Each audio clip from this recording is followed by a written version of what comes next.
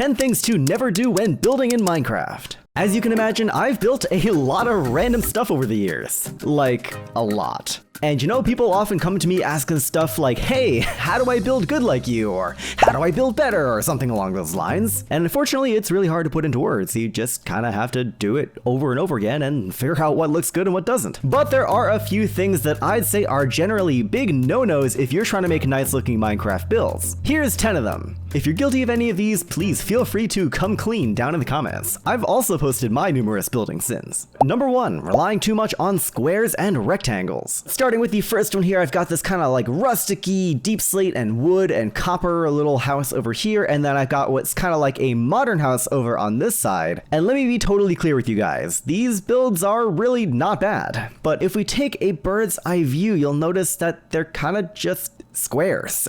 And of course, yes, it's a cube game. There are going to be a lot of cubes and squares and rectangles and whatnot in Minecraft, but you can really get a lot more creative with your shapes than just like a 9x9 box, which is really what this build is. When you break it down, you know, no matter how many fancy little trapdoors and fences and little weird textures and stuff you put on the outside, if your main build shape is just a box, you're gonna have a box. Don't be afraid to get really wacky with your layouts and foundations and stuff and just see what cool shapes you can come up with. Number 2, relying too much on texture mixing. Now, as I'm sure you guys see in all your favorite Minecraft YouTube channels, you know, Empires, Hermitcraft and stuff, people really like mixing together different textures. But of course, if you start doing the same approach without truly understanding what you're doing, you can lead to some really odd looking builds like this house behind me right here. I'll put up a little 360 view of the original build, which already has quite a bit of texture mixing going on inside it, but in my opinion, it was still like a reasonable level. And here I've really gone and ramped it up to 110% with all the different deep slate and stone and spruce and dark oak and all the weird stuff going on the interior bits here. This build is kind of an eyesore. Like, legit, this actually kind of makes me dizzy to look at, and it probably does for some of you guys too. There's a lot going on here. Like, yeah, I get it. You have a lot of different kinds of blocks, and you really want to use as many textures as you can to really show off that you're good at building. But there's a limit, and if you go past that limit, you end up with things like this. Number 3, building like it's 2012. So let's say you started a brand new Minecraft world. You spent a couple IRL days gathering materials, finding a really nice location for your first starter base in this brand new Minecraft adventure, and you end up with something that looks kind of like that. And at first glance, you know, this house isn't really breaking any of the rules that we just talked about, right? Like, the foundation shape is interesting, there's a little bit of texture mixing every now and again, but really not that much. But I think we can all agree that this house looks pretty basic. If you look at my block choices, I'm using stuff that's from like Minecraft beta, if not older, and it really kind of shows. Really talking to the old school Minecraft players out there, you don't need to build like this anymore. If you really want to build like this, don't let me stop you, but trust me, there's really much more interesting things you can get out there, even in the early game, so why limit yourself to oak and stone? Number 4, a lack of colors. One thing that I often see in people's Minecraft builds is they're really kind of stuck in their ways of using materials that are only really easy to obtain in survival, which I understand because, you know, if you're being a little bit lazy, you don't want to go out and gather like a bunch of weird stuff that's really hard to farm up a lot of. But at the same time, if you're trying to make good builds, you kind of need to get out of that mindset. Check out this cool little fortress built into the side of a hill that I put together here, right? We got some interesting depth, we got quite a few different kinds of textures. We're using a couple new blocks between like the andesite and the chains and stuff and the walls. You know, these are not exactly super old school, but as I'm sure you can see, this is literally just like 4 or 5 different kinds of stone and some iron. And like, I mean, yeah, it looks really sturdy and tough and industrial and whatever, but I mean, there are a lot of colors in this game. I would suggest using a few of them. Alright, that was a little bit mean, I apologize. But still, like, I get it that sometimes you just want to stick with what you're comfortable with, but really, if you can incorporate a couple accent colors or just interesting primary vibrant colors into your builds, you're going to have things that end up looking a lot better than just gray walls everywhere.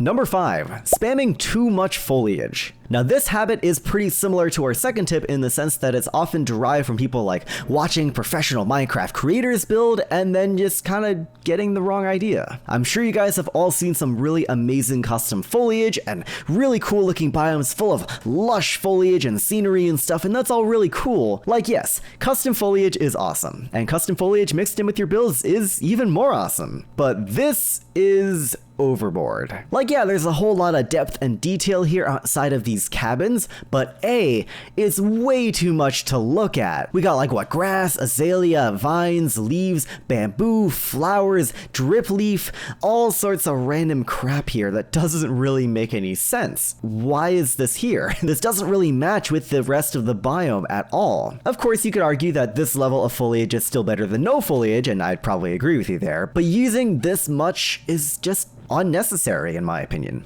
Number 6, having large areas without any kind of texture mixing. Right behind me here is my good old Sanctum Sanctorum build from a while back. I'm sure a few of you guys are going to recognize this one. And the reason I'm showing you guys this build in particular is, well, I mean, look at all the detail on the front. Of course, this was an inspired build. It wasn't entirely an original creation, but my point is that this style of building, this kind of like early 20th century Art Deco, like urban building style that I showed off in my original video, it's got so much detail on the front. But if we took away a lot of this depth and detail blocks and stuff, you would really see how much more bland these walls are. You can kind of get a feel for it if we take a look at the other two sides here, which are not very detailed.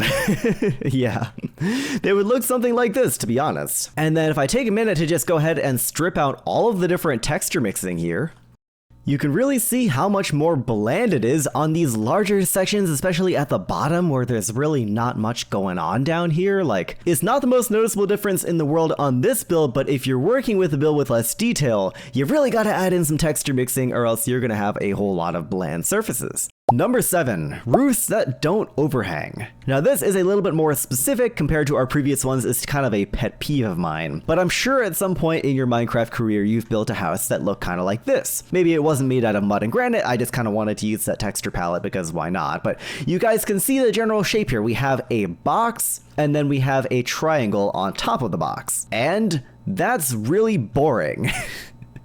And not only is it boring, it doesn't really look like houses in real life. You'll probably notice that basically every house has a roof that overhangs, and of course the point of that is so when it rains, the rain just doesn't drip down all of your walls and everything, it actually goes off of your house. And you can apply that same logic to Minecraft. While of course this is a roof, I think it would look a whole lot better if you brought everything out by one block on the sides here and also on the front. You could even go for more than one block overhang if you really wanted to. It might actually even look better. Like, take a look at this before and after. I think we can both agree that while the build is very much the same in its general style, it looks a lot better with an overhang. Don't forget your overhangs, kids. Number 8, using the generic 4-pillar style design. Let's take a quick look at the 3 builds behind me right here. They're all using completely different block palettes, but I wouldn't say any of them look particularly good. And yes, these guys are definitely breaking a few of the different rules that I've been talking about in this video. They're all definitely just blocky rectangles. They're all definitely not really using a lot of texture mixing for these large surfaces on the top and the walls here. But the point I want to highlight right here is that they all have these pillars here. These 4 pillars, one on each corner. This has got to be one of the most overused building styles in the history of Minecraft. And well, I don't entirely blame people. If we go ahead and find a village real quick, basically every structure in this village uses that same design. And look, I get it. It's somewhat realistic, right? Like, buildings in real life need supports. They need pillars to hold up their second floor or their roof or whatever. But I think we can take a break from the style every once in a while. Just saying. It kind of makes your build look like a village, and that's not really a good look. Just saying. Number 9, not thinking about gravity. That's right. Gravity. I've talked a decent bit about this in my video 7 quick tips for realistic builds in Minecraft, so if you want a more in-depth explanation of how gravity is going to affect the realism in your Minecraft builds, I definitely go give that a look. But for right here and right now, it's really important to know that gravity really matters quite a bit. If you've got a really large room like this weird one right here, don't forget that you're gonna need some sort of interior support to make an area of this size look realistic. For buildings that aren't really really that big, like this really basic one we looked at earlier in the video, you can get away with not really having pillars or anything like that. But even in a build of this size, we kind of already have the house sectioned off into 3 different areas. We've got the deck, we've got this main area I'm standing in right now, and then we've got this little side area over here with all the windows. Really what I'm trying to get at here is that if you've got a large interior space, break it up a little bit, add some walls. It's gonna look a lot better, trust me. And number 10, jumping right into a build without planning. I'm about to do something here that I don't often do for you guys, which is show you my creative test world. And I know there's a lot of different stuff going on here, so let me just explain what I use this world for. If you're watching my random hardcore series, you might recognize a few of these different builds, and yeah, I really just use this for prototyping or just planning out stuff for future videos. I've also got behind these doors here, actually, my little world between worlds hub world for my random hardcore videos. We are kind of taking a look behind the scenes here at my random hardcore series, so I hope you guys are enjoying that. So you can see the sniffer behind me right there. Cute little guy. And yeah, I highly recommend making one of these, even if you don't use it very often. It's a really great way of just plotting out your ideas, brainstorming new ones, and just making sure things look right before you bring them into your main Minecraft world.